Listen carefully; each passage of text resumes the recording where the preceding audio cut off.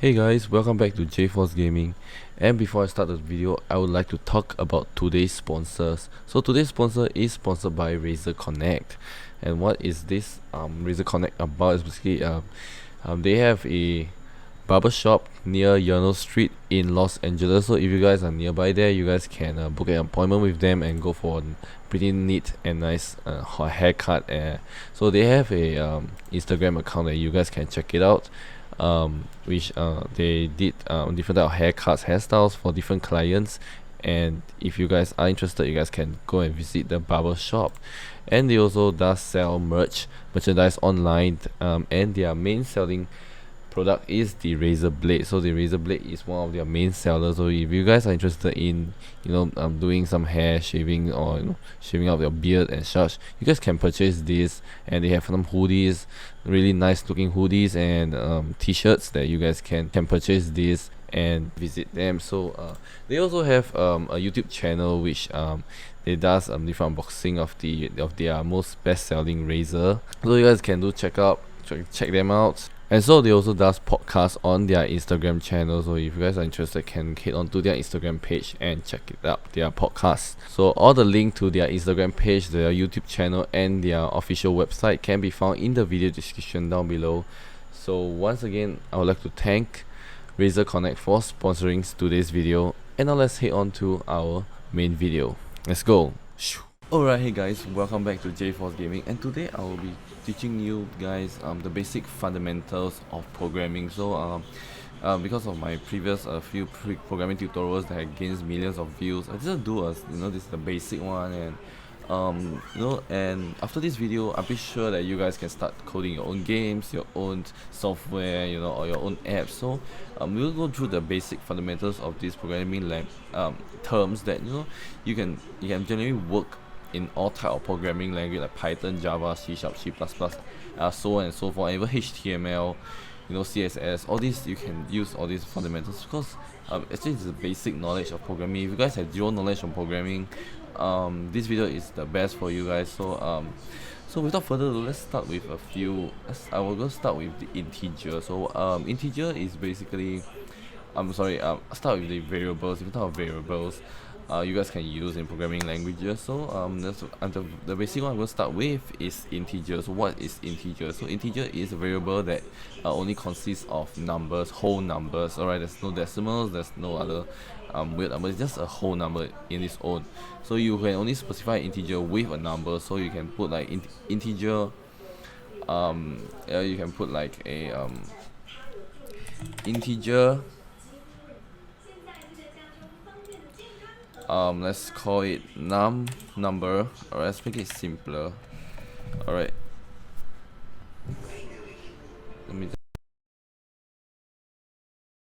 alright, so you can specify integer number equals to maybe 2, as long as it's a whole number, right?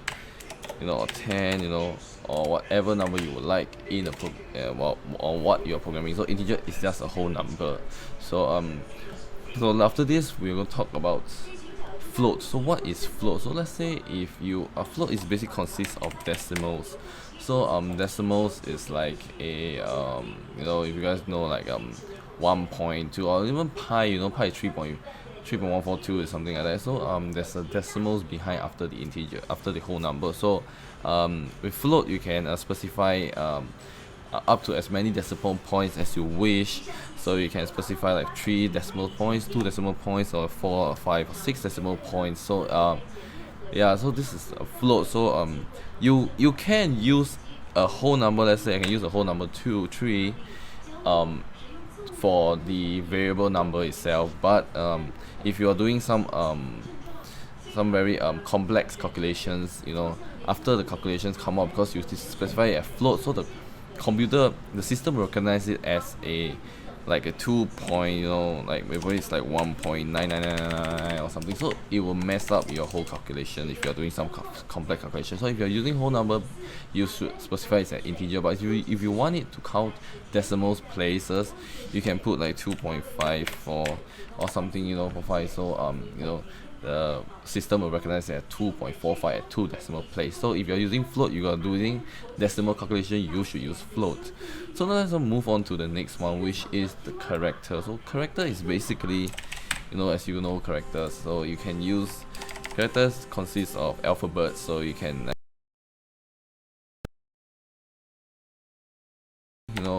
or let's say if you're coding a game and you want to name the NPC, basically a non-player character, maybe I'll give it a name, and you got to use character, because if you use float integer, the system doesn't recognize. So you use character and you put like, you want this your variable, you want this NPC to be named John, so the system will recognize it as John. So next time if you put John, you recognize it as an NPC in your game. So yeah, so that's basically characters. So characters is just a acronym for characters, numbers lah. So basically alphabets. So let's summarize all this. So basically integer is only whole numbers, float is basically with decimals, points, and characters basically with alphabets, characters inside. So yeah, these are the three basic fundamentals of coding, of all these three that you should know more coding in. I won't go into double float, this is more of an in-depth one, but these are the few easiest one that you guys can work and get started with programming something. So now we are proceed on to the conditions. So the condition consists of if else statement, for loop, while loop, case break, and also array. So I'm going to talk about all these five, and these are the most used in programming. So let's start with if else statement. So what is if else statement about? So basically, right, if else statement is like it's like a options for your system to choose what the condition is, when the condition is met. So let's say, to keep it in simpler terms, is basically let's say you go to an ice cream shop. There's different kind of ice cream, but you have a few ice cream in mind, but you wanted let's say you wanted, your first choice is a chocolate ice cream, your second choice is chocolate mint, and maybe your third choice is strawberry ice cream. So let's say if you went in and there's no chocolate ice cream, so the if condition is not met. So there's else if, or else. So if I don't have this, else I can take this. So if else, so you don't have the chocolate that you want on the if statement, then you want probably the next one is chocolate mint, that else if, or else, and also don't have, so you're gonna go with another else, which is the strawberry, and it does have. So the condition of your strawberry is met, you will get the strawberry ice cream. So it's pretty similar. So you can like if. So in programming it's very easy. You just put an if, and if you want like a you want chocolate,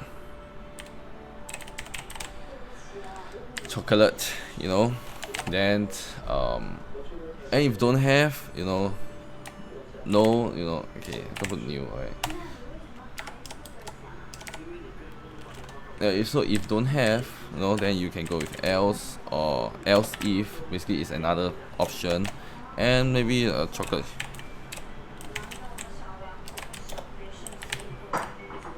And it's also don't have, it's also don't have. Alright, you can go with oops, sorry, give me a minute. Alright, so if this doesn't have it, alright, then you can go with the final else, which is strawberry ice cream. So, and if the condition of the strawberry ice cream is met, and the ice cream shop has the strawberry ice cream you want, and you will execute, or you will print anything you want here, like buy or something, buy. So yeah, so if let's say if don't have chocolate, and else if still don't have chocolate mint, then you go with strawberry. But if don't have chocolate but have chocolate mint, the system will run this code here instead of the strawberry. So this is the final one it will go through. Alright, so this is basically the basic fundamental of if else statement. So now let's proceed on to the next one, which is the for loop. So the for loop is basically a loop that continues going until the condition is met. So let's say if I put a for, and I want my integer I to be equals to Oh my god, I hate the autocorrect. Equals to 0, alright, and I less than, let's say 10, alright, and I plus plus. So what this condition does is basically like it will just keep looping until, let's say, if I run this code, it will run through this loop once, so it will be, so I will plus plus, so after one this loop I will be equals to 1 now, and then it will loop again, I equals to 2, loop again, I equals to 3. It's supposed to be I don't know why it keeps. So once I is 9, which is less than 10, the loop will stop. So for like calculation or adding or something, or it's like a on. So the for loop is best used in scenarios like like if you're making a game, let's say for example, and you want like an unlimited health or something, so you will just keep looping and just keep adding health until you know it reaches 9, which is less than 10, or if you want it to reach 9, which is less than 10, so you will stop at 9 and you know you have 9 health. So it's something like that, and so yeah. Alright, so now let's move on to the while loop. So the while loop is very similar to the for loop. Basically, the while loop is the for loop keeps your codes cleaner, but the while loop, alright, the while loop is used in scenarios where you want an user input. So when a user inputted this, you know, you will keep asking, let's say, you keep asking user to input something until the user inputted something, then it will stop. So the do and the while loop is a bit different. So let's say if you put a while, right, and you go to specify the thing first. So let's say I put an I. Okay. Alright, let's say put like less than 10. Alright. Then it will continue. Alright, so you will put a while loop, so you will just keep looping until you know user, and while it's moving, you're gonna specify the I plus plus inside the while loop. So you know it will keep adding until it stops at while. So this is a bit different from the previous one. So but pretty much it's pretty similar. So that one it will just run automatically for the for loop, and the while loop will only start or run while there's a do. So that the do while function. So when there's a do, let's say a user input, then it will start to run. And so these are the, you know, this is about the while loop basically. So yeah, also a bit, my mind went blank for a while, but yeah, this is, I hope you guys understand the for loop and while loop. They are pretty similar. You just keep looping until the condition is met. So that's the condition is I is less than 10. You can input this condition to whatever you want, but it will always be you can put less than or equal. So when you equals, I mean when you reach so it will be any condition under that, it will still continue to loop until it reaches 10. So you put less than or equals, when it reaches 10 it will stop. So yeah, it's just a loop. Nice. So now let's move on to case statement. Alright, case and break statement. So a case statement is very similar to if else statement, but a case is much more simplified and much more easier to understand, you know. It's basically easier to write. So basically it's like a case scenario is it's like it's like a shelf. Alright, you have a shelf. Let's say you have a big shelf with different compartments. Alright, let's say there's 7 compartments. Alright, and each compartment consists different of your like maybe on the top shelf it consists of your clothes, second shelf your pants, third your underwear, fourth your socks, and fifth shelf is your maybe your hat or sunglasses, and sixth shelf is your accessories or whatsoever. So basically the case is like so today I'm going out, and probably I'm just gonna grab a shirt. I want a shirt. So the shirt maybe is at the top shelf. So so you choose from the shelf. So case is like give different option to the system for you to choose on which condition you will run at the next step or the next code. So let's say a case. So let's say a case. As you can put case 1, and you can specify it as, you know, clothes, you know, and then after that, you know, you will start end with a break. So clothes, you know, you will choose like clothes. So you'll choose close, choose, something like this. Alright, I'm good. This is a very simple. No, it's not a correct coding format, but you know, so you can put case 2, and this one will be pants. Right, and yeah, then after that it's gonna break. Every time you have to put a break, you know, and then you start with case 3, underwear, and you know.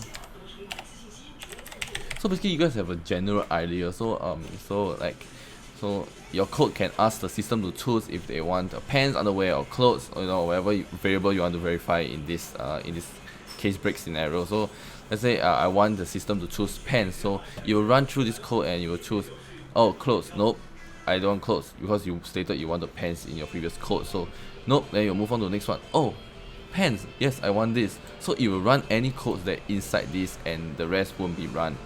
Okay. But if you want underwear, you want specified underwear, then you will run through this. Nope, no clothes. I don't want clothes. I don't want pants. I want underwear. Alright, so I'll start to run the code inside.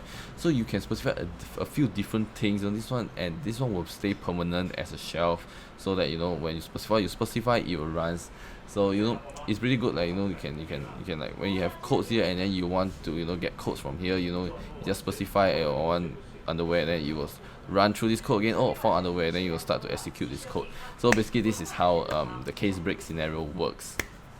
Alright, so now let's move on to the last one of this video, is array. Okay, so array is also very similar to the case break which I explained here. But array is also like a shelf, or let's say it's a how to make this simpler. So let's say array is like also a shelf, but inside a shelf there is also compartments inside a shelf. So so in that shelf there has different types of compartments. Alright, so let's say I open up my clothing shelf, and I want to wear black shirt today. So you know, when I open up the shelf, there's different compartments. Black shirt, I you know, I sort it out: black shirt, white shirt, pink shirt, blue shirt, grey shirt, whatever shirt I want. And so I'll open up that shelf, and I want black, so I'll look out for black, and I'll take out the black, and that is the array about. So array, let's say an array. So let's put an array. Array can be let's make it simpler. Alright, 1, 2, 3. Alright, let's put a 5 shelf. Alright, 5. So this array you can specify with a variable. I'm just gonna call the variable array. So array that's 3, 4, 5. So and let's say in 3 there is like a, I'm gonna name like black shirt, or let's say black is equals to 1. Alright, red equals to 2, yellow equals to 3, you know, blue equals to 4, white equals to 5. So an array is basically, let's say I want to take out this few clothes. You know, maybe I want to, you know, take it to wash. So I'm gonna take out all these kind of clothes, from the third shelf in the array. So I'm gonna specify an array, and then I'm gonna ask the system for number 3, and I'm gonna take out, either I can specify, maybe I'll take out 3 only, or I can take out the whole row, or I can take out just whichever number I wanted it to from this array. So each array can store different type of numbers. So let's say if 4, I can specify 4, which equals to, you know, like 6, which is jogging pants, 7 Bermuda pants, you know, 8 work pants, 9, like you guys get a general idea. So you know, you can store different types of variables that you want inside this type of array in different compartments. So there's a sub compartment. So these are the sub compartments of the main compartments of the main variable. So this is these are the few different structures that you guys can adapt to. So these are the few different type of, you know, structure that you guys can adapt to, and you know, can start using this in coding. So basically, if you know all this, right, you guys can start learning, can start coding your own games, your own softwares, your own apps, you know. by knowing all these symbols, so this basically all works in generally all types of coding languages, except the format is a bit different, like C#, C++, Java use dot, some use, So these are the basic general knowledge. So if you understand what this means, you can easily look at codes, or someone asks you to look at these codes, you understand how does it run, why does it work. So yeah, so that's it for today's video. I hope I don't keep it too long, but I think it went a bit too long, but I hope you guys understand what all these basic fundamentals of programming, statement, condition, and languages, and I hope you guys have an enjoyable time here. And if you guys don't subscribe to my channel, do subscribe for more of these coding tutorials I'll be putting out. And I hope you guys learned something from here, and if you guys want me to do more of this, or you want me to describe, or maybe I said something wrong in one of my video on in all these statements, do let me know, correct me in the comment section down below. I'm not perfect, and I'm trying to rush this video so that try to keep it short. But once again, thank you guys for being here, and I hope I hope you guys find this informative, and I hope you guys gain some knowledge on programming. And this is J.force Gaming, and I shall see you guys in my next video. Peace out.